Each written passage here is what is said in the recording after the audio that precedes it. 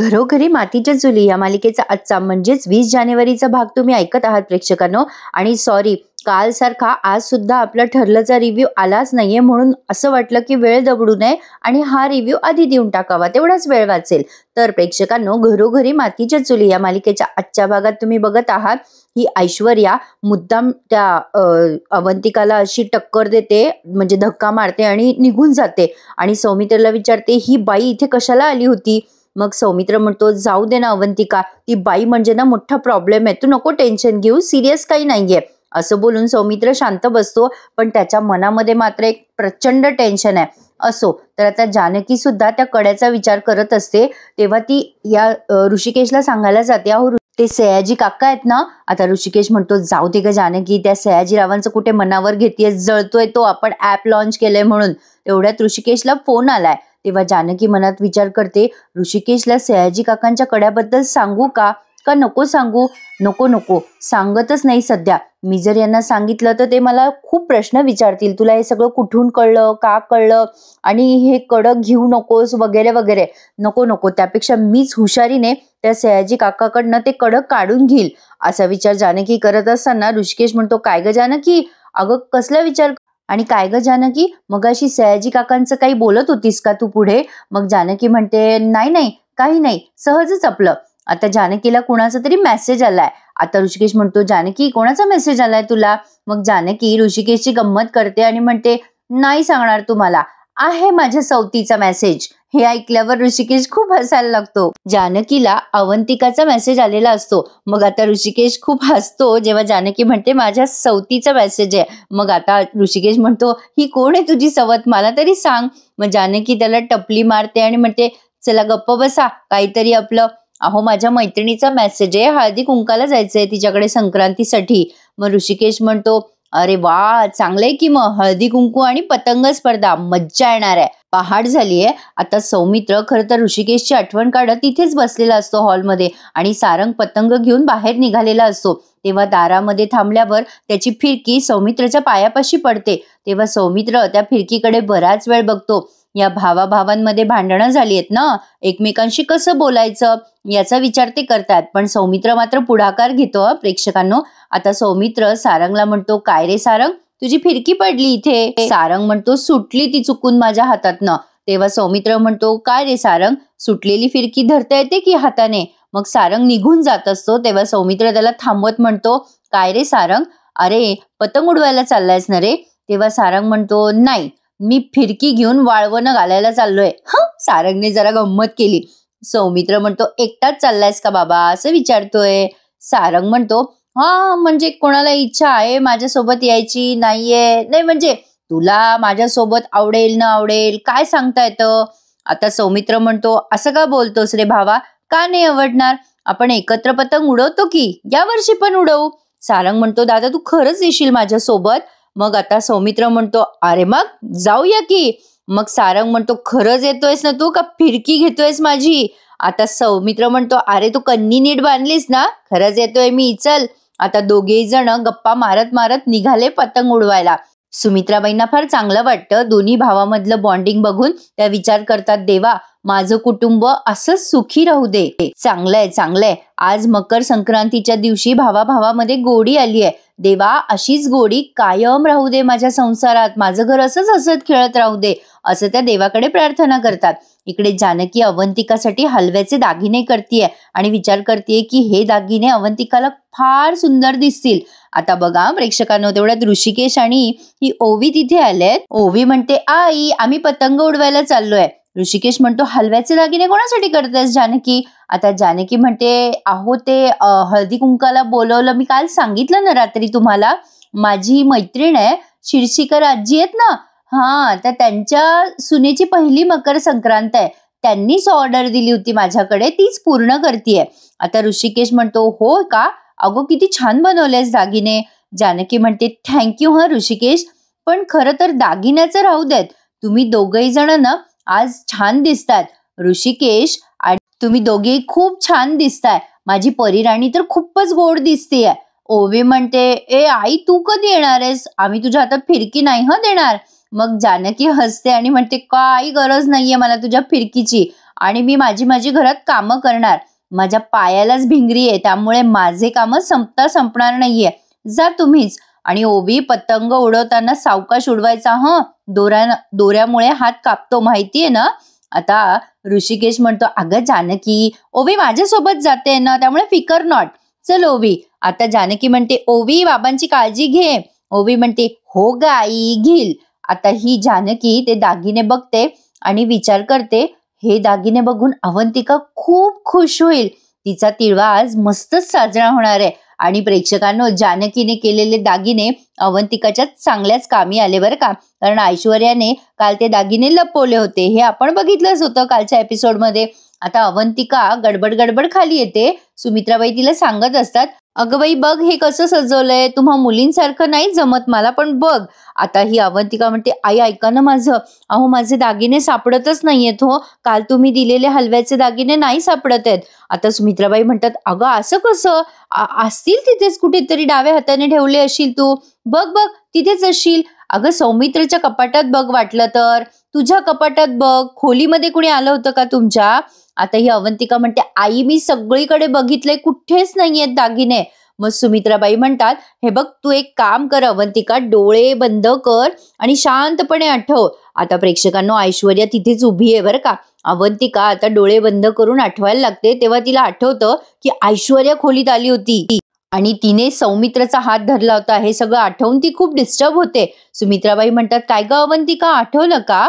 पण आता तेवढ्यात ही ऐश्वर्या येते तिथे आणि म्हणते, अरे वा आई, काय छान सजावट केलीत हो तुम्ही. आता मात्र अवंतिका चिडते आणि म्हणते, हे मला आधीच कळायला हवं होतं, जिथे लबाडी असते ना तिथेच ऐश्वर्या असते. हे ऐकल्यानंतर ऐश्वर्याला फार राग येतो. आता अवंतिका म्हणते, ए ऐश्वर्या, माझे दागिने दे मला माहितीये तूच माझे दागिने घेतलेस, आत्ताच्या आत्ता मला माझे दागिने हवेत. मग ऐश्वर्या म्हणते, ए बाई, तुझ्या फालतू गोष्टींसाठी माझ्याकडे वेळ नाहीये आणि मी अजिबात इंटरेस्टेड नाहीये या सगळ्या गोष्टींमध्ये. काय हो आई, तुम्हाला कळत नाही का, अहो किती संशय घेतात माझ्यावर. या घरात एखादी पाकळी जरी हरवली ना तरी तो आळ माझ्यावरच आणतात. काय लावलंय या घरामध्ये. सुमित्राबाई म्हणतात, अगं अवंतिका, अगं तू हे जे बोलतीयस ते विचार करून बोलतीयस का बाळा.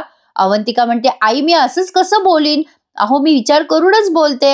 हे सगळं संयोग कसा असेल, ही आली आणि दागिने हरवले, हे असं कसं होईल, याचा अर्थ काय होतो, हिनेच दागिने लपवले हो की नाही. मग आता लगेच सुमित्राबाई म्हणतात, काय ग ऐश्वर्या, अगं ही काय म्हणते अवंतिका, अगं बाई खरंच दागिने लपवले का काय तू. ऐश्वर्यानं प्रेक्षकांनो आता एवढी उद्धट सारखी बोलते सुमित्राबाईंशी. आता ती म्हणते, काय हो आई, तुम्हाला काही कळतं का हो, तुम्हाला एका ठिकाणी एका जागेवर उभं राहून एका माणसाकडून बोलता नाही येत का. जो जे बोलला त्याच्यावर विश्वास ठेवता आणि मोकळे होऊन जाता आणि समोरच्या माणसाला जाब विचारत बसता. तुम्हाला तुमचं स्वतःचं मत नाही का हो, आणि तुम्हाला जर तुमचं मत आहे तर ते तुम्ही कधी मांडणार आहात आई. हलव्याचे दागिने चोरले हा आरोप माझ्यावर करायच्या आधी विचार करायला हवा. कोणाबद्दल बोलताय, काय आरोप करताय.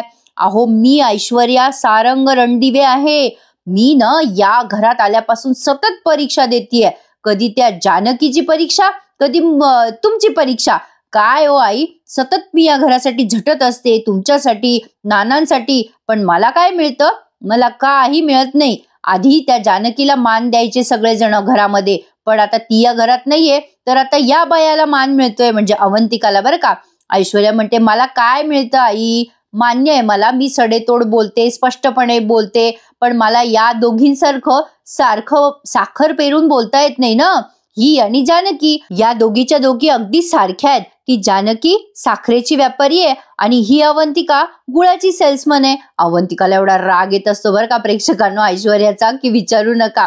पण आता ऐश्वर्या काहीच्या काही बडबड करते आणि आता अवंतिकाला राग येतो. मग आता ऐश्वर्या पुढे म्हणते, काय हो आई, कायम तुम्हाला असं वाटत असतं का की आम्ही घरच्यांच्या विरोधात आहोत. अहो तुम्हाला का कळत नाही आई, कधीतरी तुम्ही आमच्या पाठीशी खंबीरपणे उभं राहा. या लोकांनी तरी कधी आम्हाला सपोर्ट केला का. सारंग आणि मी किती झटत असतो सुमित्रा एंटरप्राइजेस साठी, किती कष्ट घेत असतो. मी त्या संदर्भात बोलण्यासाठी सौमित्र भाऊजींकडे गेले होते. अवंतिकाला सुमित्राबाई म्हणतात, बाई अगं अवंतिका ही काय बोलते. आता ऐश्वर्या म्हणते, आई पुढे ऐकून घ्या, मी ऍप लॉन्च करतेय आपल्या ऑफिसमध्ये, तर मी फक्त सौमित्र भाऊजींना म्हटले होते की लीगल ऍडवायझर म्हणून तुम्ही काम कराल का? तर स्पष्टपणे सौमित्र भाऊजींनी नाही म्हणून सांगितलं. काय आई, आणि तुम्ही या अवंतिकाची बाजू घेताय? मग आता या सुमित्राबाई म्हणतात, अगं बाई, मला नव्हतं ग माहिती हे सगळं. ऐश्वर्या म्हणते, हेच ना आई, तुम्हाला काही माहिती नसतं कधीच. तुम्हाला हे माहिती नसेल की त्या जानकीला इथे यायला इन्व्हाइट केलेलं आहे या अवंतिकाने.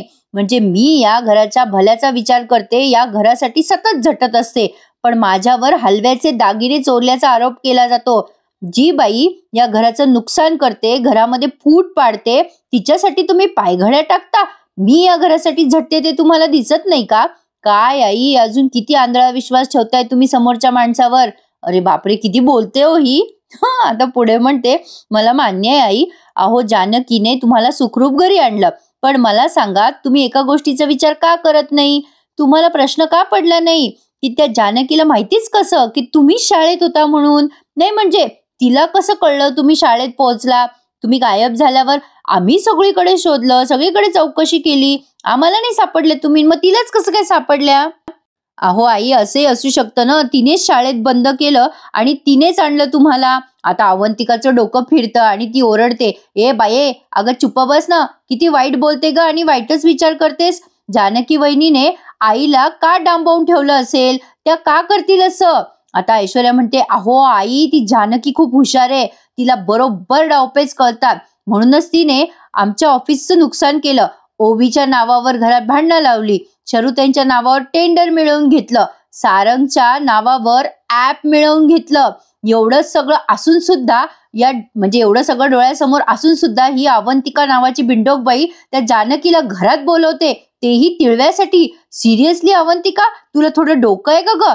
आई, तुम्ही मला म्हटला होतात ना काल की तिळवा करणार आहेस का? मी त्यावेळेला नाही म्हटले होते. का माहितीये का? कारण मला असं वाटलं होतं की हिचा तिळवा करू द्यावं, पण नाही हो आई, या अवंतिकाची ना लायकीच नाहीये. जाऊ द्या, असू द्या, पण देवालाही मंजूर नाहीये हिने तो तिळवा करावा, म्हणून हिचे दागिने बरोबर गायब झालेले आहेत. नाही म्हणजे हे बघा आई, तुमची इच्छा आहे ना हळदी कुंकू व्हावं, आपल्या घरात मकर संक्रांत व्हावी, मी करेल. आई, मी करेल, मी हळदी कुंकू करेल, सगळ्यांना वाण देईल, पण आई मी आधीच सांगते, तिळवा माझा आहे, त्यामुळे मी त्या जानकीला माझ्या घरामध्ये पाय ठेवू देणार नाही. आणि स्पेशली तुला सांगते मी अवंतिका, तू हे लक्षात ठेवायचं. म्हणजे हिने लगेच स्वतःचा डिसिजन देऊन मोकळी झाली आहे बरं का, की जानकीला बोलवायचं नाही म्हणून. पण आता हे सगळं या सगुणाने ऐकलेलं असतं. खरं तर अवंतिकाला एवढा राग आला ऐश्वर्याचा, पण तरी तिने स्वतःवर खूप कंट्रोल केलंय विचारीने. तर आता ऐश्वर्या अशी फरमान सोडून तिथून निघून जाते. पण आता सुमित्राबाईंची तर इच्छा आहे ना जानकीने यावं, आणि अवंतिकाची सुद्धा. पण आता या दोघीही काहीच बोलत नाही बिचाऱ्या, पण जानकी सुद्धा येते बरं का प्रेक्षकांनो तिळव्याला. पण आता हे सगळं सिक्वल कसं होतं ना, त्यासाठी पूर्ण एपिसोड पुढे बघत राहा. आता ऋषिकेश आणि ओवी दोघेही मैदानात पतंग उडवायला आलेत. ऋषिकेश ओवीला लहानपणीची आठवण सांगत असतो. ऋषिकेश म्हणतो, ओवी, आम्ही लहानपणी इथेच यायचो पतंग उडवायला. मग ओवी म्हणते, आम्ही म्हणजे सौमित्र काका आणि सारंग काका ना, मग ते दोघं का नाही आले आज? आता ऋषिकेशला कसं तरी होतं, तो म्हणतो, जाऊ दे ना ओवी, कशाला विचार करतेस, ते आले काय आणि नाही आले काय, मला काही फरक पडत नाही. तेवढे सारंग आणि सौमित्र तिथे मैदानात आलेत. आणि सारंग म्हणतो, काय दादा, किती दिवसांनी आलो आपण मैदानात, वारा पण मस्त आहे. आता हे सगळे एकमेकांना बघतात बरं का. आता सौमित्र म्हणतो, तिकडे बघ सारंग, ऋषिकेश दादा पण आलाय, ओवी सुद्धा आली आहे. ओवी खूप खुश होते आणि म्हणते, बाबा बघा ना, सारंग काका आणि सौमित्र काका पण आलेत. आता ऋषिकेश म्हणतो, अगं येऊ देत.